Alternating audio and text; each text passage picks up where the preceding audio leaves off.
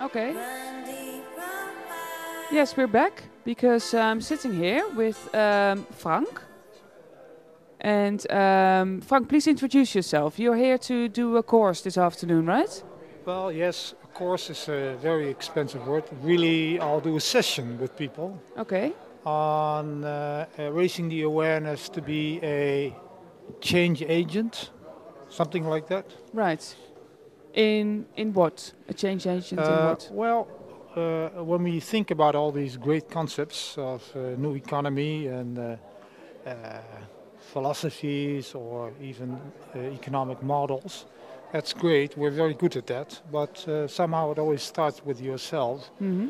So to bring it back on a micro level, what is it in you that you have the guts and the courage and the awareness that you can make that step forward?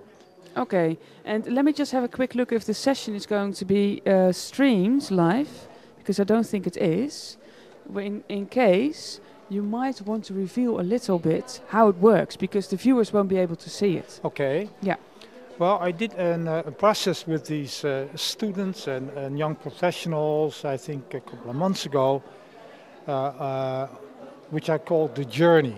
I'm a professor at the University for the Arts in Rotterdam, and my subject that I research is called sustainable performance. How can I bring out my best performance again and again for musicians, dancers, circus artists even. But in general life, it's the same thing Hmm. because what affects your environment most is your performance every time.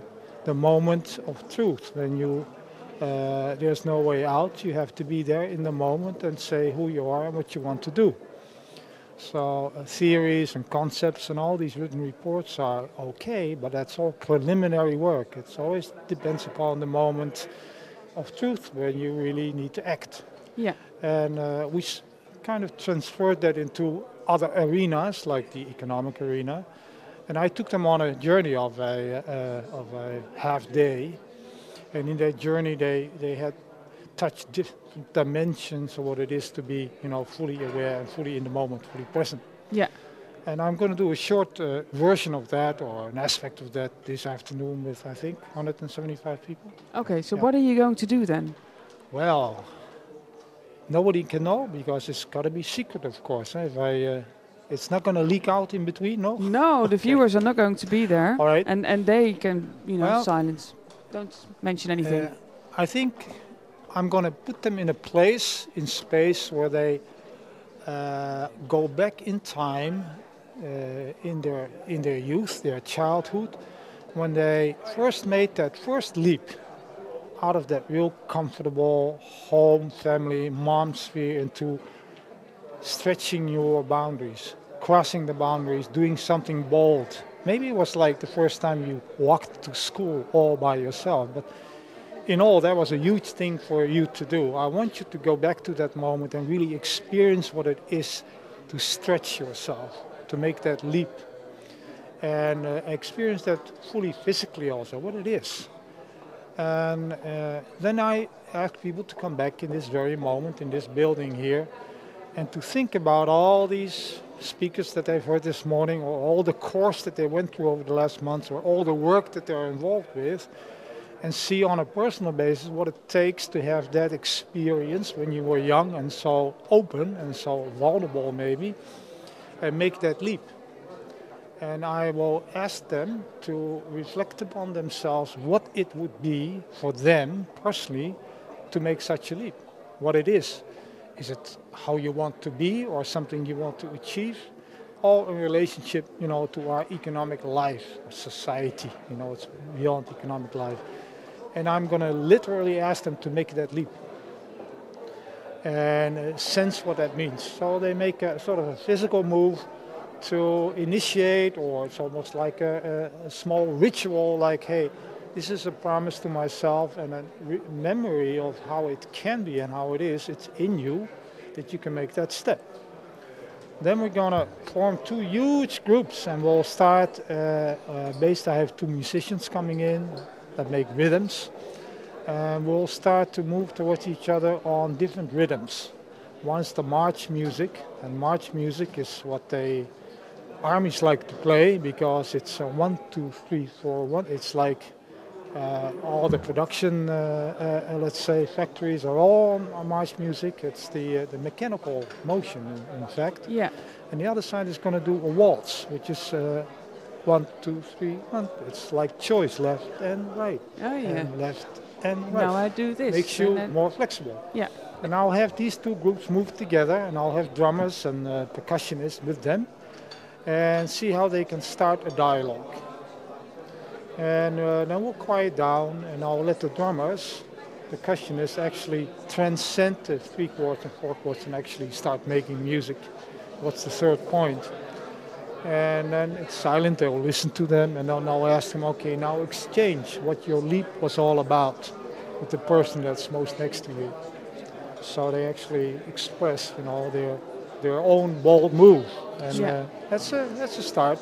That's what we'll do. Sorry to interrupt you, but there's a question from the social media team. So, yeah, go ahead, Marlies. Yeah, we have chat a room question here. coming in from. 1 second, Marlies. There's a chat room here, and the Okay. viewers, Okay. they can actually talk to us, and they Okay. can ask questions. Sure, sure. So, please, go ahead. Yes, the question is from Dirk. How can art in a practical way help to change? Well, I love the question. Artists, we all have, of course, a sensitivity. But if you're so locked into that 4 chords in that mechanical motion, sometimes it atrophies a little bit your sensitivity. But artists, by nature and by their trade and by their profession, thrive on their sensitivity. They need to really listen deep or see beyond. So they are typically a group of professionals within our society that can provide us with the deep listening that we sometimes lack. We're not incapable of it, but they are better at it. Yeah. And we can help them they can help us to hear and see more and further and deeper than we are at this point. In Yeah. that sense, art has always helped societies in transition. Yeah. Any more questions, Marlies? I don't think so. So we were talking about earlier on with Paul Gilding and Klaas van Egmond about how what can people actually do to change the economic model and move towards a more sustainable economy. Do we need rituals like you're going to do today in order for people to actually, make the transition, to start the transition? Because people feel a little bit left-handed. What can I do? It's the question that people ask. What can I do personally? Do they need a transition or a ritual first, you think? Well, rituals are not a religion. Rituals have always been part of any community. Yeah. But some rituals have become a sort of a routine, and so they're empty. But you can make any kind of rituals. On my other profession, I work with Olympic athletes, and you would be surprised how many rituals there are in the sports arena.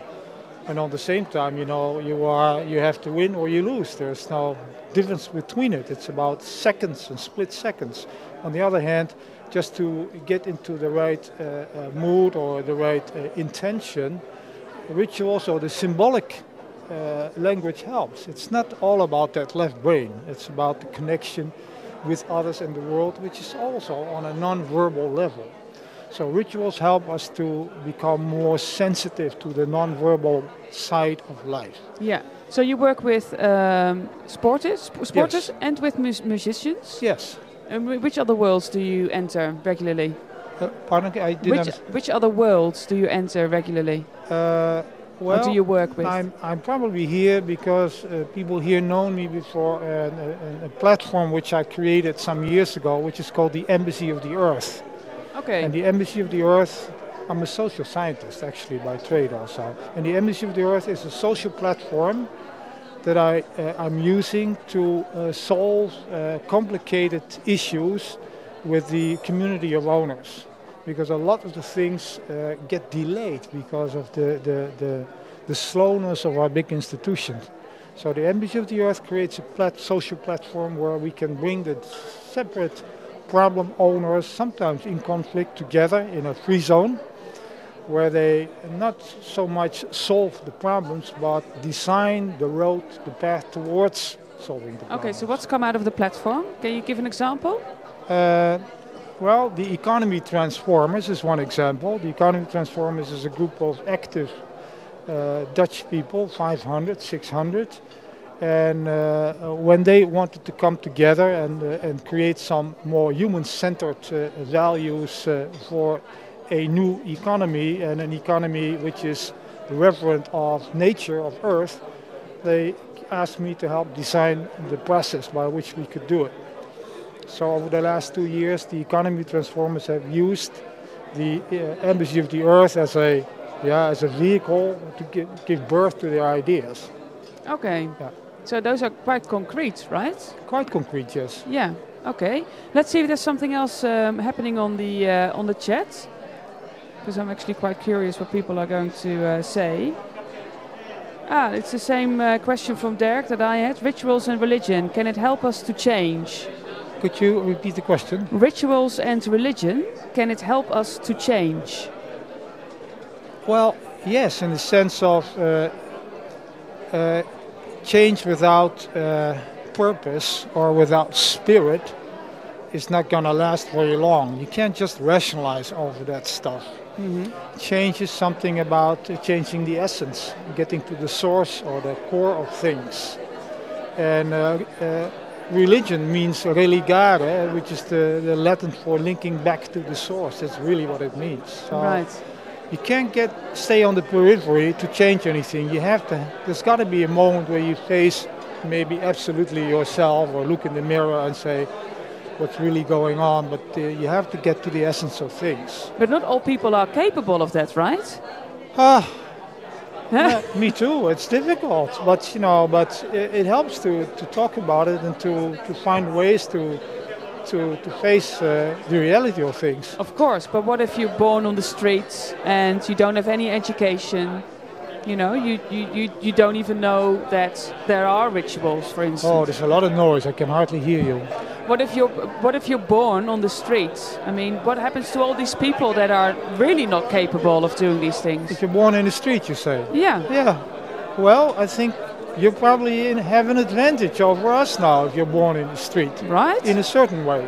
Okay, explain. Because you're much more with your nose to the grindstone. Life as life is. For us, it's much more of a problem to stay to the reality of life, really, because we're kind of dressed up in all sorts of ideas and expectations of what good life should be. And we're stuck. We're in that march music, that mechanical motion keeps us going. It's about mortgage, it's about cars, it's about career, it's about best university, it's about a lot of these things. I'm no exception. But if you are at a place where there is nothing, it has some positive things too. I'm not saying get poor or live on the street, but I'm saying there's also an advantage. Our great football player always said, elk voordeel heeft zijn nadeel, elk nadeel heeft zijn voordeel. There's something about nothingness. Buddhists can tell you that too. Yeah. There's something about nothingness. Yes. Okay, it's getting a little bit loud here, so let's play some music and get back in a short while. What would you like to hear? What music? Do you have a record you'd like to hear? Oh, good. I would like to hear some piano music. Piano music? Yes. By maybe the film The Piano? The Piano is on Spotify. The Piano? I'm gonna check it out. So give me a second again. I'm slow today. But does that sound okay then, The Piano? Or do you have something else in mind? Yeah, that's You fine. like that? You've seen the film? You've seen the film, The Piano? I've not seen the film The Piano. I've seen bits of it. Yeah. Bits of it. But yes, I'm open to it. Okay. Well, let's see if Sam is able to find it. If you press or type The Piano, then I think you should be able to find it, Sam. And Dirk, in the meantime, is saying religion, scary question. Yeah. That's an open question and an open door, maybe, Dirk. Well, thank you very much for coming. You're most welcome. And good luck this afternoon. Have fun. Okay. Sounds like a very inspirational session you're going to do. They're going to have to do it. Yep. Yeah. Thank you. Thanks very much.